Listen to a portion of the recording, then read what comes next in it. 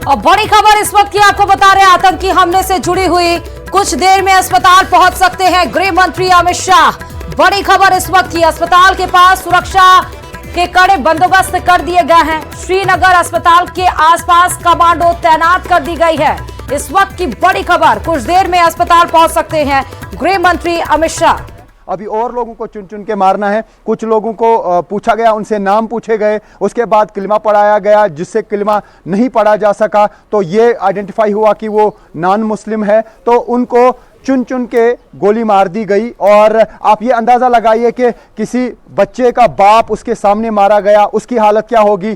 किसी औरत का पति जो है उसके सामने उस पर गोलियां चलाई गई, उसकी हालत क्या हो सकती है। तो ये एक दर्दनाक अटैक है, दर्दनाक अटैक है और इसकी मजम्मत हर कोई कर रहा है। यही वजह है कि आज कश्मीर बंद की कॉल दी गई है और कश्मीर बंद की कॉल को हर किसी ने समर्थन किया है, चाहे वो पॉलिटिशियंस हैं, चाहे वो स्कूल्स हैं। मैं आपको बता दूं कि स्कूल एसोसिएशन जितनी भी हैं उन्होंने आज इस बंद का समर्थन किया है। तो ऐसे में यह कहा जा सकता है कि पूरे कश्मीर में मातम है। पहलगाम में हर तरफ से सन्नाटा छाया हुआ है और अभी अगर किसी चीज पे ज्यादा फोकस है तो वो इस पूरे बेसन के, इस पूरे फॉरेस्ट में इस वक्त बड़े पैमाने पे कॉर्डिनेट सर्च ऑपरेशन चलाया जा रहा है, जहां पे कल ये घटना अंजाम दी गई। एक मंसूबा बनाया गया होगा, एक मंसूबे के तहत ये सब कुछ हुआ होगा, नहीं तो ऐसा पॉसिबल नहीं है कि इस पूरे सिक्योरिटी वाले जोन में इतने सारे मिलिटेंट आएंगे आधुनिक हथियार से लेस। कुछ लोग ये भी कह रहे हैं कि AK-47 के साथ साथ उनके हाथों में M4 राइफल्स भी थी, यानी आधुनिक हथियारों के साथ उन्होंने सब कुछ किया। तकरीबन 7 मिनट तक लगातार फायरिंग हुई।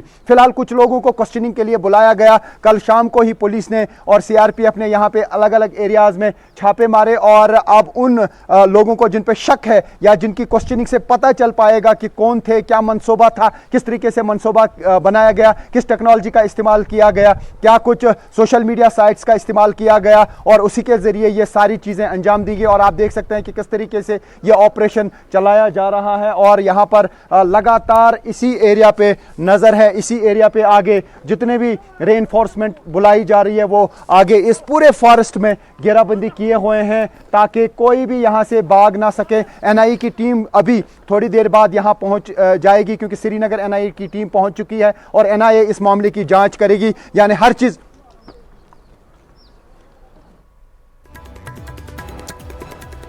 तो ग्राउंड जीरो से आप सुन रहे थे, NIA की टीम अभी थोड़ी देर में पहुंच जाएगी और उसके पहले हम आपको बता ही रहे हैं कि किस तरह से वहां पर सेना ने मोर्चा संभाल रखा है। भारतीय सेना की Quetta force, special force, Jammu Kashmir police की स्पेशल ऑपरेशंस ग्रुप और CRPF शामिल है। और इस बीच में गृह मंत्री अमित शाह थोड़ी देर में अस्पताल पहुंचेंगे। सुरक्षा गार्ड को तैनात कर दिया गया, कमांडो को तैनात कर दिया गया है। अस्पताल कुछ देर में पहुंच सकते हैं गृह मंत्री अमित शाह और कड़े बंदोबस्त किए गए हैं। बार बार हम आपको ये बता रहे हैं कि मजहब पूछकर किस तरह से लोगों को वहां पर मौत के घाट उतार दिया गया और 26 लोगों को इसमें मार गिराया गया, जो असम से आए हुए थे, जो महाराष्ट्र से आए हुए थे, जो उत्तर प्रदेश से आए हुए थे। 2 पर्यटक ऐसे थे जो बाहर आए हुए थे। तो इनकी मंशा क्या थी? वो सिक्योरिटी जोन जहां पर हर पल लोग वहां पर सुरक्षा तैनात रहता है, सुरक्षा कर्मी तैनात रहते हैं, उस जगह पर कैसे आतंकी घुस गए, बड़ा सवाल यहां पर खड़ा होता है। और इसी को लेकर ही क्योंकि जिस तरह से बताया जा रहा है कि पहले उन्होंने लोकेशन की रैकी की, समझा कि इस सिक्योरिटी जोन में वो कैसे घुस सकते हैं, कैसे वो होलिया अपना बनाकर आए, किससे वो मदद मांगे, इन सब की जानकारी वो पहले से जुटा रहे थे।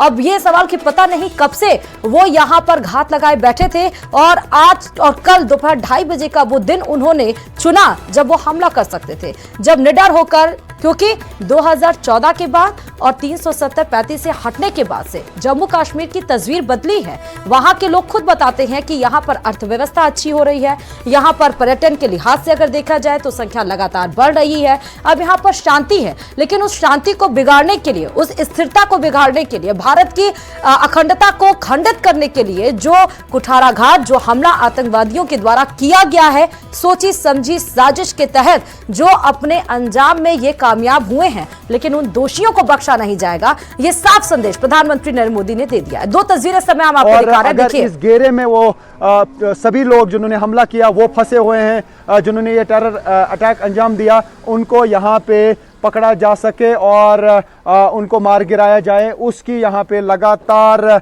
कोशिश हो रही है। और यही वजह है कि यहाँ पे जहाँ पर भी हम नज़र दौड़ रहे हैं रूबिका, वहाँ पे सिक्योरिटी फोर्सेस की प्रेजेंस भारी तादाद में है। तो सिक्योरिटी फोर्सेस की तैनाती भारी तादाद में कर दी गई है। हेलीकॉप्टर ड्रोन के जरिए आर्मी के देखिए यहां पर चप्पे चप्पे पे निगरानी रखी जा रही है, क्योंकि भारी जंगल है। और यही सूत्रों के हवाले से खबर मिल रही कि आतंकी हमले को करार देने के बाद, आतंकी नापाक हरकत को करार देने के बाद ये वापस जंगल की तरफ वापस लौट गए। और इसीलिए ये रैकी लगातार ये देखिए हेलीकॉप्टर के जरिए की जा रही है, निगरानी रखी जा रही है। जितनी दूर तक आप नजर घुमाएंगे उतनी दूर तक आपको सुरक्षा कर्मी तैनात नजर आएंगे। कमांडो को तैनात कर दिया गया है। अस्पताल के आसपास सुरक्षा व्यवस्था बढ़ा दी गई है, क्योंकि गृह मंत्री अमित शाह उन 20 लोगों से मिलने के लिए जाएंगे जो इस हमले का शिकार हुए हैं, जो गंभीर रूप से घायल हैं। यह भी आपको बता दें, एक तरफ जहां प्रधानमंत्री